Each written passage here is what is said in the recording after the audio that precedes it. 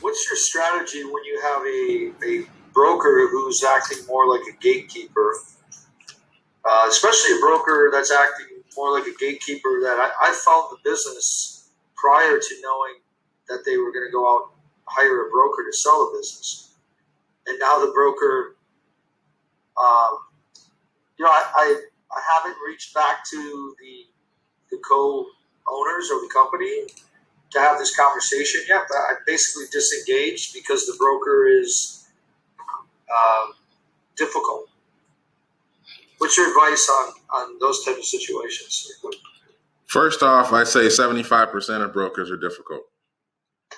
So you have to sort of start there. But as much as I laugh at that, the broker is your customer for the first up until halfway through your diligence period. So it's almost like getting upset at a billionaire's admin. It's like taking a pee in a pool. It's good for like 2 or 3 seconds and then it dissipates and you wish you wouldn't have done it. So what I'd encourage you to do is just think about what is your objective, right?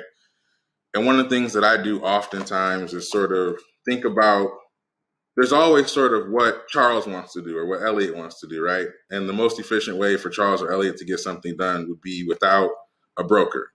But there's pros and cons of a broker. And so unless you understand the pros, it's easy to get caught up on the cons. Give me a little bit more color on the gatekeeper. Is he being a gatekeeper on data, a gatekeeper on access to the seller? Give me a bit more color so I can be more specific. Yeah, so we provided him a bunch of information, and we have a business that's slightly bigger revenue, and he keeps asking for more information from us, and we said, look, we'll give you all we want, but we're trying to do due diligence for your customer. We don't need you to do due diligence on us and our business. And my brother is older than me, and he's kind of old school. He's the contractor mindset. We're both mechanical engineers. Oh. He's still kind of practicing. I'm recovering like you. Yeah. My brother just basically said enough's enough, and he said he's walking from the deal. So that's where we're at. I'm still in communication with one of the owners, but I think the issue is that Mark my brother doesn't feel like he needs to. He doesn't understand why it has any interest in, any bearing on what we're trying to do, which is figure out what this company's worth and figure out how to give the sellers what they want. Okay. In the chat, I popped open a document. I'm typing up some pros and cons of business brokers. I think it'll be more helpful to go through it that way. In your specific instance, Charles, I'm going to go through pros and cons for a minute or two, if you don't mind, and then I'm going to set up some tactics that I've used to get past the broker you're speaking of. Is that fair? Sure. So the first one is, I learned this the hard way. When there's not a broker, it means the seller hasn't put up not a single dollar of money to commit to the process. And so the first time they find something that they don't like, which diligence is a bunch of things that sellers don't like. I mean, it's a proctological exam of what I call a free man or a free woman. And so it's painful, right? And so if they haven't put up earnest money the first time they want to tell you to pound sand, they will. When there's cash that they've already put out, they're less likely to tell you to pound sand. The broker, whether we want to admit it or not, educates the seller in some way, probably good and bad, about the process.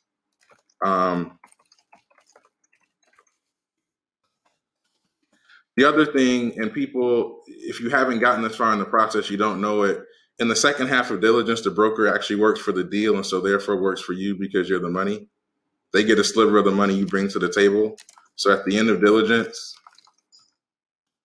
the broker works for the deal and so therefore he works for you. Now, he has a fiduciary duty to his client, don't get me wrong, but he's getting his 10% of that deal and you're bringing the deal money. So he's working for you. He's trying to close that deal. He's trying to get the seller over whatever issues there are. He's trying to get you to massage your wording. So those are the pros. Cons, they are kind of like accountants and CPAs, so I'm telling on myself, they are risk averse in a major way.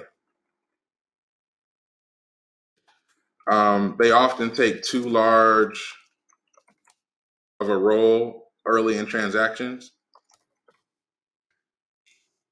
What does that mean? So it would be like going to hiring a person right out of college and getting them a fancy title like chief of staff, and now all of a sudden they're running around your office like they're like the Queen in England, and nobody can stop them because they're your like chief of staff, but they really haven't earned it. And it's very similar in that since they manage the whole process at that point, this is the one time when the broker gets to shine and tell the rich buyers, no, you can't, stop, don't. And so they take full advantage of that. And I think we have to sort of recognize that they can add price and complexity to deals completely separate from the seller. I'll tell you a story right now. I have a client where, and this happens to a lot of people, you'll send a letter of intent into the broker, and the broker will tell you that the seller marked it up. But when you look at the markup, it looks like only the broker saw it and not the seller. And then you take those edits because you're thinking the seller told the broker to put them in. You get on the phone with the seller, and the seller hasn't seen your letter of intent. And so now you got negotiated twice because the broker put in his own things. And so you have to be careful about that.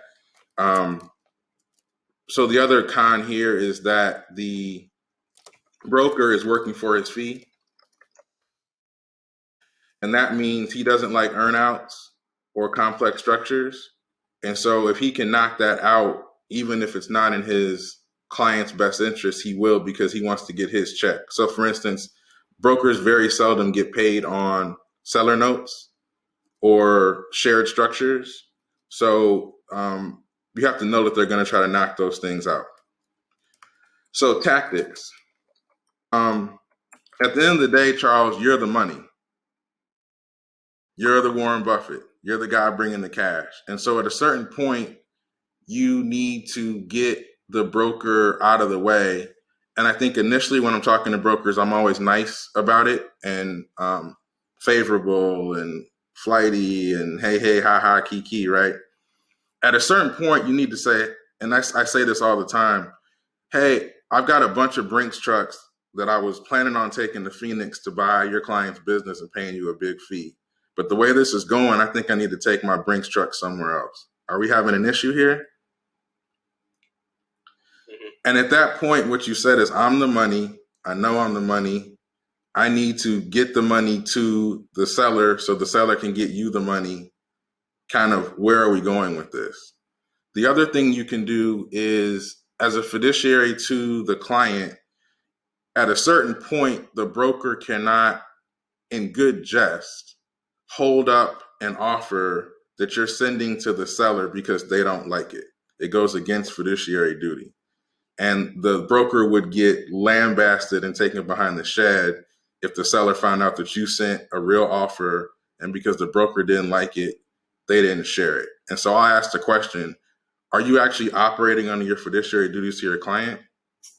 Because I think they need to see my offer. And that's the other way after I've kind of gone through all the niceties to sort of get to brass tacks. So I know I answered that question in a circular way. Have you tried any of those things yet, Charles?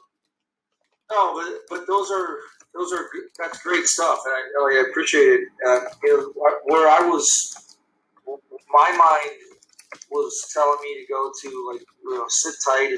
They've been trying to sell it for a while. I don't know when they hired the broker. I forgot. I did ask that question, and I thought at some point we're going to come back and we're gonna put an offer in front of them. And it's not going to be the offer they like, but it's going to be an offer, and then we'll from there we'll see how the broker wants to engage.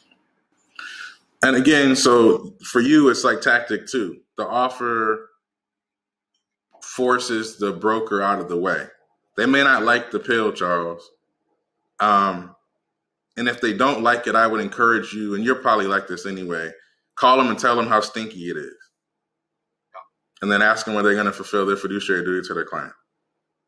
The reality is, you know where the business is located, you know the address of the business, so you always have the trump card on that. So, you know, as allocators of large amounts of capital, we have to both be nice, but sharp around certain things where it only works if the buyer bringing the $1 million check gets access to the seller selling the $1 million business.